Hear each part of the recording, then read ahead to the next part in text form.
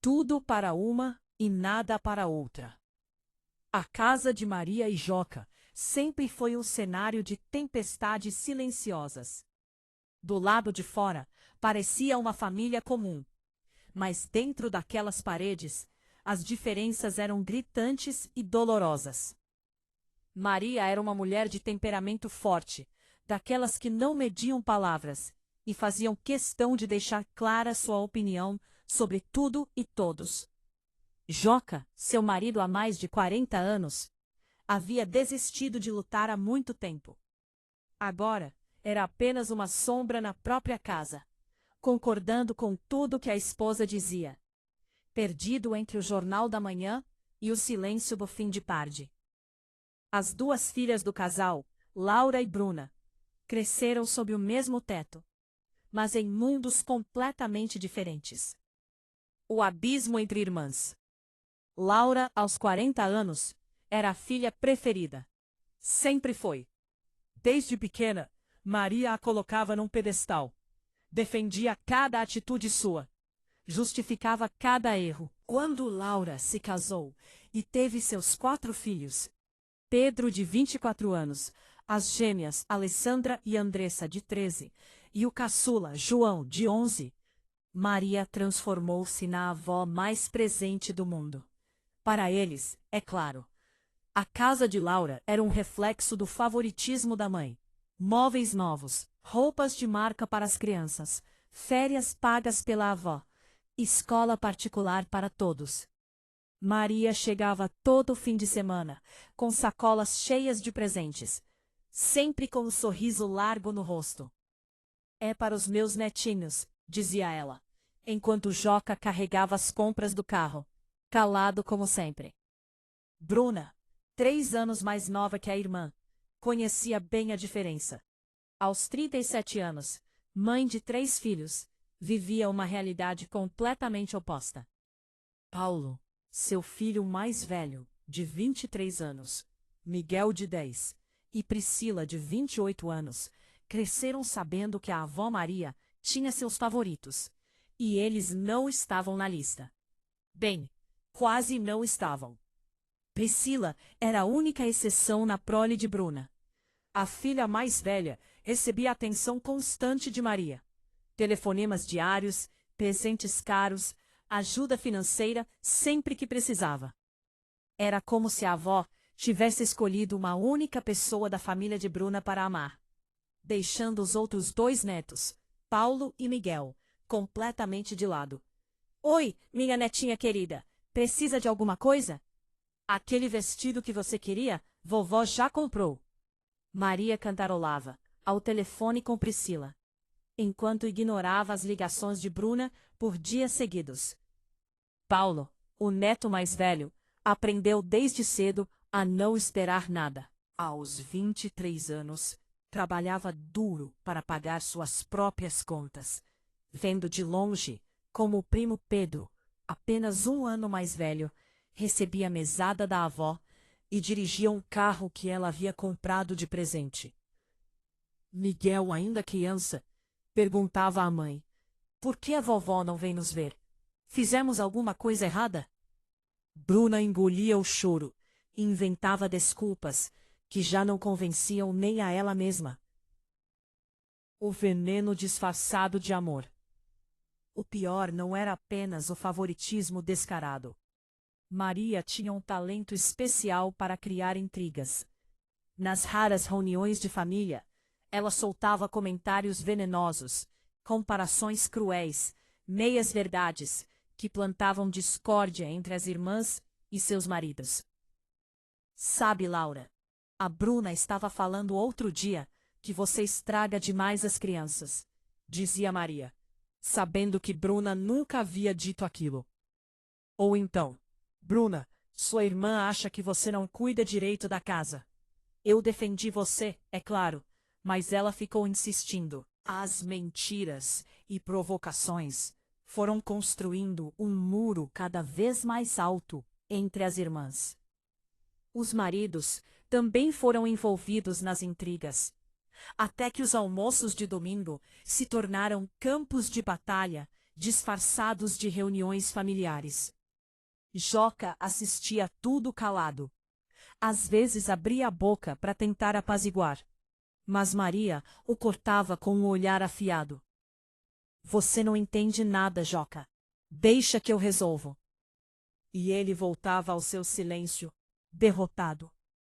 Hoje, Laura e Bruna vivem separadas. Não geograficamente. Moram na mesma cidade, a poucos quilômetros uma da outra. Mas, emocionalmente. O abismo cavado por anos de tratamento desigual e veneno materno se tornou grande demais para ser atravessado. Laura vive confortavelmente, sustentada pelos luxos que a mãe proporciona. Às vezes sente um peso na consciência quando vê a irmã, mas se convenceu de que não é culpa dela a forma como a mãe age. Eu não posso controlar o que mamãe faz, justifica para si mesma.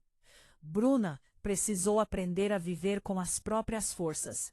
Trabalha duro, cria os filhos com o que pode oferecer, e há muito tempo desistiu de buscar a aprovação ou o amor materno. A dor diminuiu com o tempo, substituída por uma resignação amarga. Pelo menos meus filhos estão aprendendo a não depender de ninguém, diz ela, encontrando algum consolo nessa ideia. Miguel ainda pergunta pela avó de vez em quando. Paulo já nem liga mais. E Priscila, a única agraciada, vive numa bolha, sem entender por completo a complexidade daquela dinâmica familiar doentia. O preço do favoritismo. Nas noites silenciosas, quando todos já dormiram, Joca às vezes olha para Maria e se pergunta como chegaram até ali. Como uma mulher podia amar tão intensamente alguns netos e ser tão indiferente a outros? Como uma mãe podia destruir a relação entre as próprias filhas sem sentir remorso? Mas ele não pergunta em voz alta. Nunca mais pergunta nada. Perdeu esse direito há décadas, quando escolheu o silêncio em vez da confrontação. Maria dorme tranquilamente, sem questionar suas escolhas.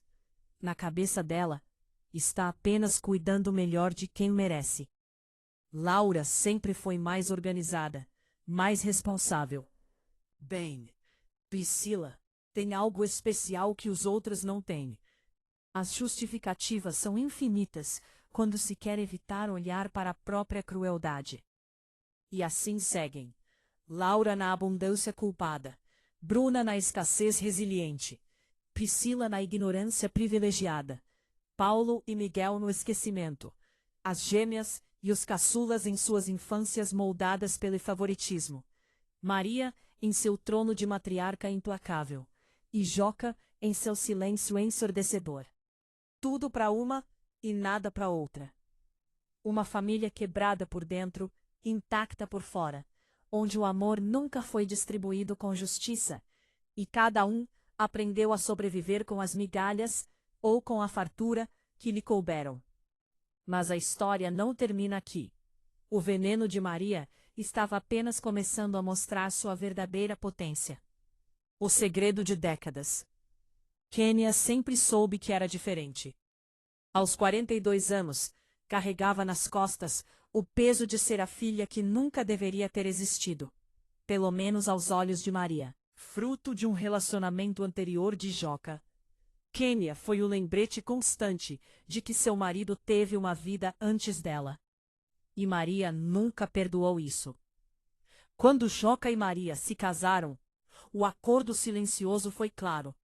Kênia seria tolerada, mas jamais amada. Maria sabia da existência da enteada desde o início, mas fingiu aceitar apenas para conquistar Joca. Com o passar dos anos, aquela tolerância se transformou em hostilidade disfarçada de educação.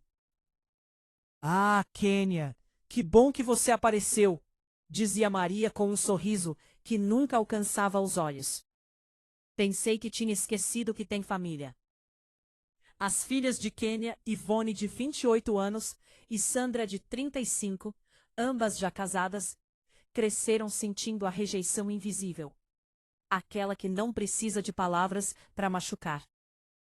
Ivone, a caçula, sofria especialmente. Maria a tratava com uma falsidade tão óbvia que chegava a ser constrangedora. Abraços frios, presentes baratos, desculpas constantes para não ir às suas festas. Sua avó está muito ocupada hoje. Joca repetia mecanicamente, sem olhar nos olhos da neta.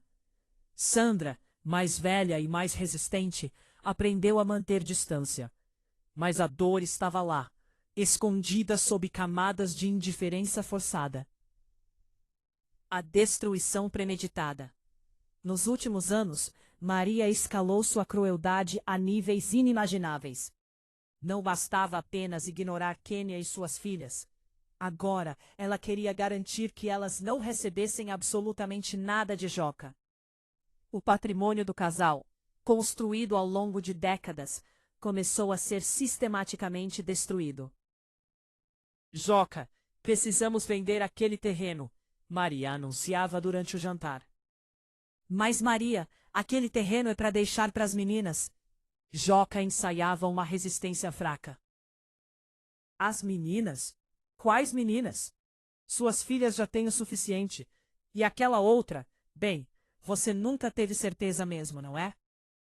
O veneno da dúvida. Maria sabia exatamente onde enfiar a faca. Foi então que ela deu o golpe final. Exigiu um teste de DNA para Kênia. Depois de 42 anos, depois de uma vida inteira chamando Joca de pai, Maria quis ter certeza antes que o patrimônio fosse dividido. É só uma formalidade, Kênia, Maria disse ao telefone, com a doçura venenosa de sempre. Você entende, né? É para proteger todo mundo. Kênia entendeu perfeitamente. Entendeu que aquilo era a humilhação final. O atestado público de que ela nunca foi boa o suficiente. Nunca foi aceita. Nunca foi parte daquela família de verdade. O teste veio positivo, é claro. Mas para Maria, isso foi apenas um detalhe inconveniente. Ela já havia começado a vender as propriedades, a esvaziar as contas, a garantir que quando Joca morresse, não sobrasse nada para Kênia e suas filhas. É nosso dinheiro, Joca. Podemos fazer o que quisermos com ele, ela dizia, enquanto assinava mais um documento de venda. Joca assinava também. Sempre assinava. Sua omissão era tão cruel quanto a maldade ativa de Maria. O afastamento definitivo. Kênia não aguentou mais. Depois do pedido do DNA, depois de ver suas filhas serem tratadas como estranhas em reuniões de família, depois de anos engolindo ofensas disfarçadas de gentilezas, ela simplesmente parou de aparecer. Não vão mais, mãe, Ivone disse, com lágrimas nos olhos, depois de mais uma festa onde foram ostensivamente ignoradas. Não aguento mais fingir que está tudo bem. Sandra concordou. A gente só vai se for absolutamente necessário. Kênia abraçou as filhas e sentiu um misto de alívio e tristeza profunda. Alívio por não precisar mais suportar o constrangimento. Tristeza, porque seu próprio pai nunca levantou a voz para defendê-las. Joca, quando percebeu a ausência, apenas comentou. Ah, elas não vieram hoje? Tudo bem, devem estar ocupadas. Maria sorriu satisfeita. Missão cumprida. O pior era que Joca continuava vivendo como se nada tivesse acontecido. Se Kênia e as netas aparecessem, ele cumprimentava com um aceno de cabeça. Se não aparecessem, ele nem notava. Sua indiferença era um tipo de crueldade passiva. Talvez ainda mais dolorosa que a agressividade de Maria. A família falsa. Com o passar do tempo, toda a família se tornou um reflexo distorcido do que poderia ter sido. A falsidade virou moeda corrente. Nas raras ocasiões em que todos se reuniam, os sorrisos eram forçados, as conversas superficiais, os abraços mecânicos. Laura continuava sendo a preferida, mas até ela começou a sentir o peso da toxicidade. Seus filhos cresciam mimados e inseguros, sem saber que o amor da avó tinha um preço: a rejeição de outros netos. Bruna havia encontrado sua paz no distanciamento, mas a mágoa permanecia, como uma cicatriz que dói em dias de chuva. Priscila, a única neta de Bruna que recebia atenção, vivia numa bolha de privilégios, sem entender que era uma peça no jogo cruel da avó. Paulo e Miguel aprenderam a não esperar nada. Pedro e João viviam na abundância sem questionar. As gêmeas Alessandra e Andressa cresciam confusas com as diferenças que viam, mas não compreendiam. E Kênia, Ivone e Sandra viviam à margem, como fantasmas de uma família que nunca as quis de verdade. A mesquinharia tomou conta de tudo. As conversas eram sobre dinheiro, heranças, quem ganhava o quê, quem merecia mais. O amor tinha sido substituído por cálculos frios de interesse. Você viu como a Laura ganhou um carro novo? Alguém comentava com inveja. Aposto que a Maria vai deixar a casa para ela. Outro especulava. E nós, o que vamos ganhar? A pergunta que ecoava em silêncio na mente de quase todos. Mas havia algo ainda pior que Maria fazia. Algo que poucos percebiam. Ela falava mal de todos pelas costas. A mesma avó que abraçava Laura com efusividade, que enchia Pedro de presentes, que ligava todos os dias para Priscila, destilava veneno sobre eles assim que viravam as costas. A Laura tá gastando demais, sabe? Acho que o marido dela anda com problemas financeiros. Maria comentava com as amigas do salão de beleza. O Pedro é um preguiçoso. Não trabalha direito. Só quer saber de gastar meu dinheiro. Ela murmurava para Joca depois que o neto saía. A Priscila está engordando, tadinha. Acho que está deprimida, ela dizia ao telefone, fingindo preocupação. Nem mesmo Laura, a filha preferida, escapava. Ela é tão desorganizada, não sei como consegue cuidar daquela casa. Maria reclamava quando Laura não estava por perto. Joca ouvia tudo e não dizia nada. Às vezes até concordava com o resmungo, feliz por ser cúmplice em algo, mesmo que fosse na maldade. A família inteira era apenas um palco para Maria exibir seu poder e alimentar seu ego às custas da dignidade de todos. E Joca, o homem que poderia ter impedido tudo isso, escolheu ser plateia silenciosa da própria covardia. O despertar impossível. A verdade era cristalina e dolorosa. Aquela família não se unia mais, porque não havia nada que os unisse além de sangue e interesse. O amor tinha sido assassinado aos poucos, em doses homeopáticas de favoritismo, mentiras, falsidades e omissões. Cada reunião era uma tortura disfarçada de celebração. Cada abraço era uma mentira bem ensaiada.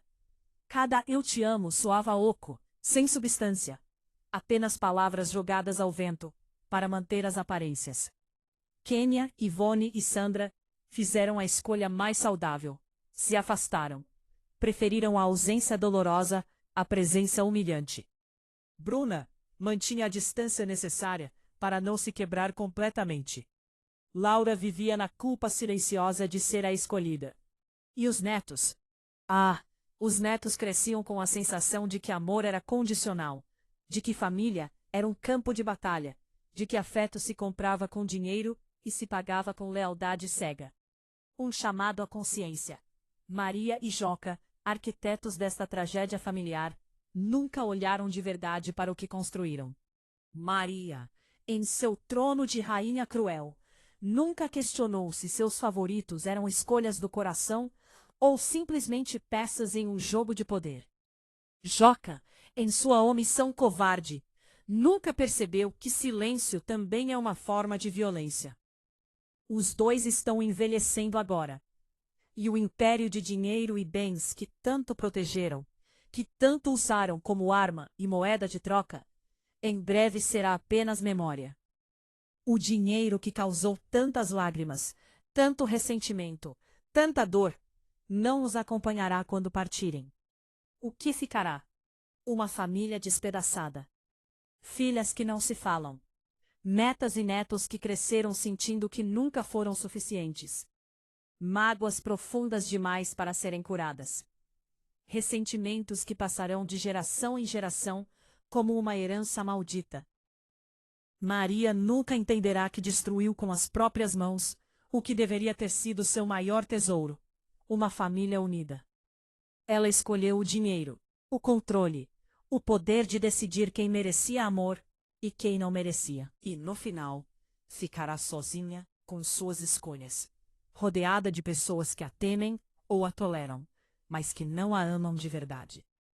Joca nunca terá coragem de admitir que foi cúmplice de tudo, que cada vez que ficou calado, cada vez que assinou um documento para vender um bem, cada vez que ignorou uma filha ou uma neta, ele estava construindo seu próprio inferno.